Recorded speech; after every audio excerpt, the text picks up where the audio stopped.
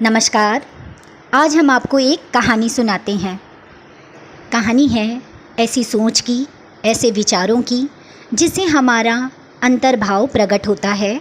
अत्यंत गरीब परिवार का एक बेरोजगार युवक नौकरी की तलाश में किसी दूसरे शहर जाने के लिए रेलगाड़ी से सफ़र कर रहा था। घर में कभी कभार ही सब्जी बनती थी, इसलिए उसने रास्ते में खाने के लिए सिर्फ रोटियां ही रखी थीं।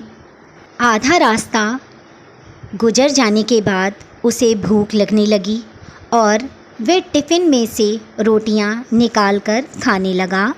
उसके खाने का तरीका कुछ अजीब था।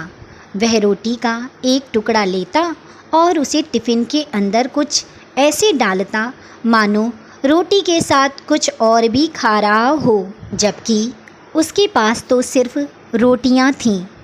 उसकी इस हरकत को आसपास के और दूसरे यात्री देखकर हैरान हो रहे थे।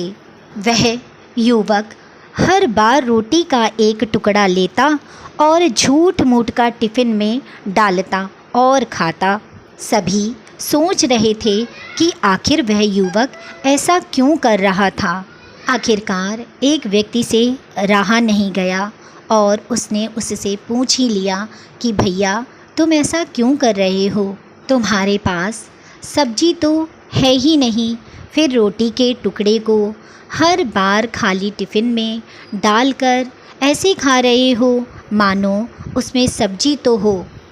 तब उस युवक ने जवाब दिया, भैया, इस खाली टिफ़िन में सब्जी नहीं है, लेकिन मैं अपने मन में यह सोचकर खा रहा है कि इसमें बहुत सारा अचार है, मैं अचार के साथ रोटी खा रहा हूँ।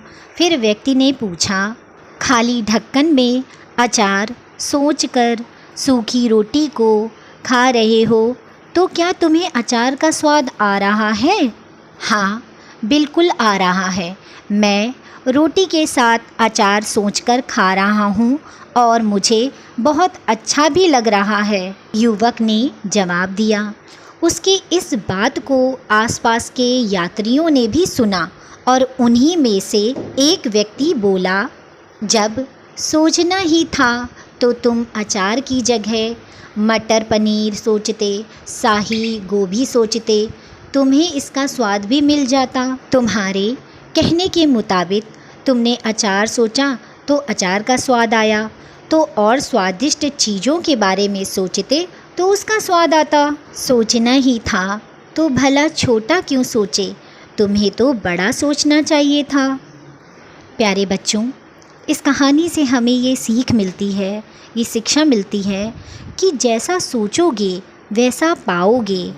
छोटी सोच होगी तो छोटा मिलेगा, बड़ी सोच होगी तो बड़ा मिलेगा। इसलिए जीवन में हमेशा बड़ा सोचो, बड़े सपने देखो तो हमेशा बड़ा ही पाओगे।